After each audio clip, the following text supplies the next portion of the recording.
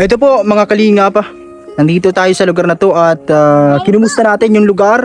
At ito po yung mga naiwan na pinsala po ng bagyong Krising dito po sa lugar na to. Yan po mga kalingap, binisita natin yung bahay nila Ate Grace at yung mga kapitbahay. Yan po muntik nang malubog o gumuho dito sa dinadaanan po ng tubig.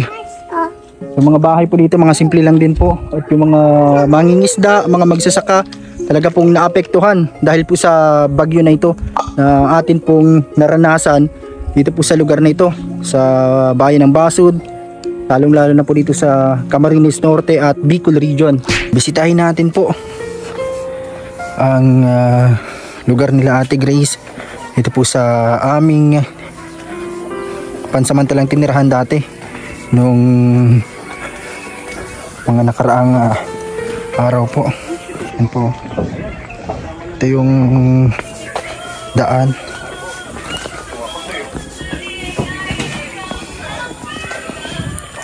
Ito po yung sapa dito na binahaan din po. Yan, buti po at hindi nagiba yung bahay ni Ate Grace dito po sa ating tinirahan din namin pansamantala.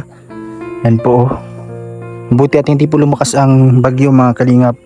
Pero yung pong mga ibang puno dito po hinangin ng mga ng bagyo. Ito po yung mga natirang pinsala. Yung mga ibang mga pananim po ay naapektuhan. Nandito po tayo para bisitahin yung mga bahay dito sa bahagi na ito na kung saan ay binabaha. Ito po yung mga pinsala po ng bagyo. Ito po medyo gumuho na yung daan dito. Ito po yung tulay na dinadaanan dito kapag pumupunta dito sa bundok. Ayan po, bundok po yan. Yung mga ibang halaman, mga tanim, yan po, na-wash out yung daan dito mga kalingap. Yan po yung naiwan na pinsala ng bagyong Krising. Yan po yung mga bahay dito na anahaw lang din po. Ito, kala Kuya Agustin, yan kala Ate Grace, yan kala Kuya Ninyo. Ito po yung sapa mga kalingap. Ito, naipon na yung mga basura dito. Dahil din po sa bagyong Krising. Natira dito yung mga langka, meron pa po. Mabuti at hindi bumagsak yung ibang mga tanim dito na katulad niya ng langka. Yan po. Ito po, grabe. Yung fish pond doon sa unahan, palaisdaan po ay na-wash out na din po. Gawa po ng bagyo. Grabe din ng pinsala. Ito po na na po, na damage na din. Grabe. Pinsala po ng bagyong Krising dito po sa lugar na to. Ito po ay binabaha na lugar mga kalingap. Kaya ayos na din na nag-evacuate sila Ate Grace dun po sa lugar. Grabe pala Ate Grace ang pinsala ng bagyong Krising dito. Nag-landslide na yung daanan. Ito kasama natin dito nagbisita si Brianna. Brianna, dito ka ha. Tara dito tayo at baka mahulog ka dyan. Binisita po namin ang bahay na ito. Kasi tiningnan natin kung hindi ba nilipad yung pawid, yung bubong ni Ate Grace. Po si Lavi.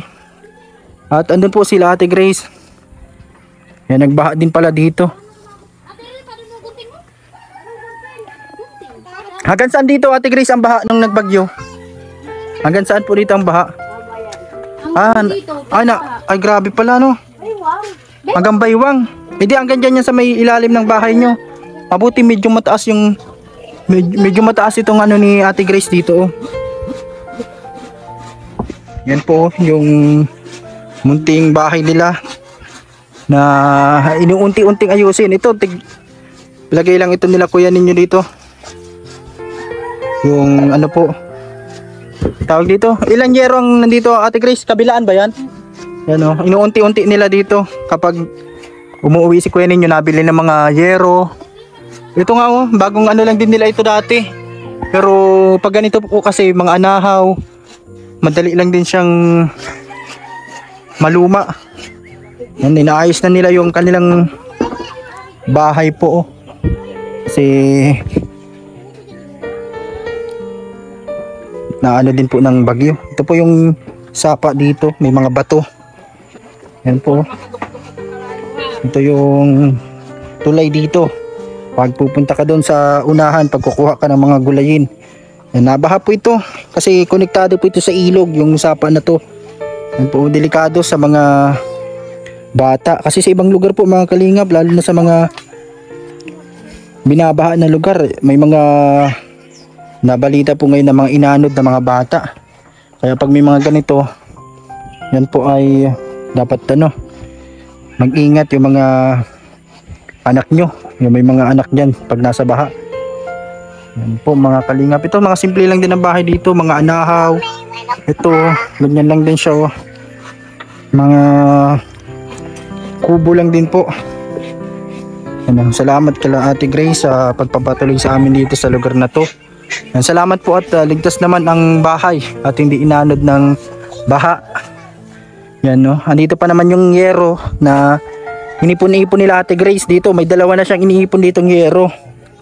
Binili niya to nung nagkapera sila.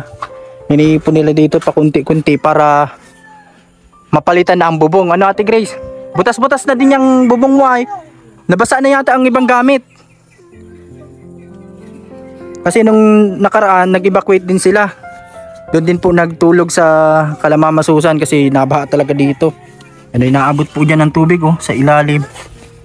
Kaya yung mga gamit po nilikas na din namin. Mabuti hindi nabasa yung uling mo dito Ate Grace. Nasa may taas. Yun, yung lutuan dito. Yung ibang gamit dito. Sa bahay po na ito. Mga kaibigan, mga kalingap. Yan, ingat po sa lahat sa mga nasa lugar po na binabagyo. Yan, ingat po kayo sa mga nasa ibang lugar kasi may mga part na grabe po ang ulan at binabaha na din po. Dito po lagpas na po nakadaan na dito sa Bicol region. Kaya ito grabe. Kasama ko si Brianna. Si Kisaya kasi nasa school si ate mo nasa school. May pasok na sila ngayon. Kaya ito binibisita namin dito yung lugar na minsan po ay tinutuluyan din namin dito.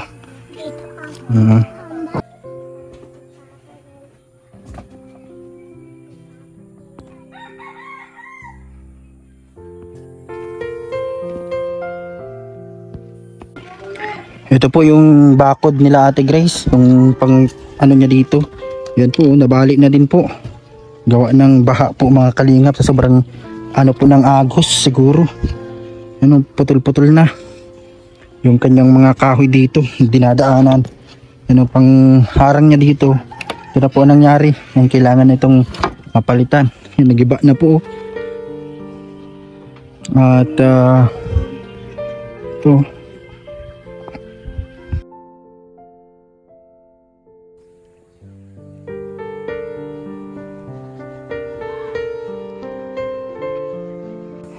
Ito po, na-wash out na dito. Yung dinadaanan ng tubig. Yan po. Dahil din po yan sa baha. Hanggang din po yung palaisdaan.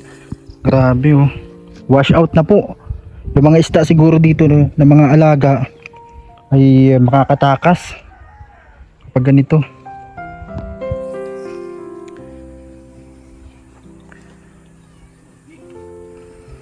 Yan, mabuti po dun sa lugar na tinutuluyan po namin Kalamamasusan nasa mataas na bahagi. Kaya safe po doon sa baha. Kaya doon po kami nag-stay. Kasi kahit magbaha ay hindi abot doon. Nick! Kumusta Nick? Ang cute mo daw Nick, sabi ng mga nagko-comment. Mag-hi ka sa kanila. Kumusta ang bahay nyo Nick? Hindi man binaha. Hindi man inanod. Yan, nandyan yung bahay ni Nick. Nasaan yung bahay nyo? Yan po. Dito pa amin. Ito kasama mo si Ate Brianna. Ano yun? Budak ta. Nagtitingin kang isda dyan. Huwag kang pupunta dyan. Dito ka. Mahulog ka dyan. Dito tayo. Pa ito ah. Oo, tara. Ito natago. Dito tayo sa inyo. Ito man.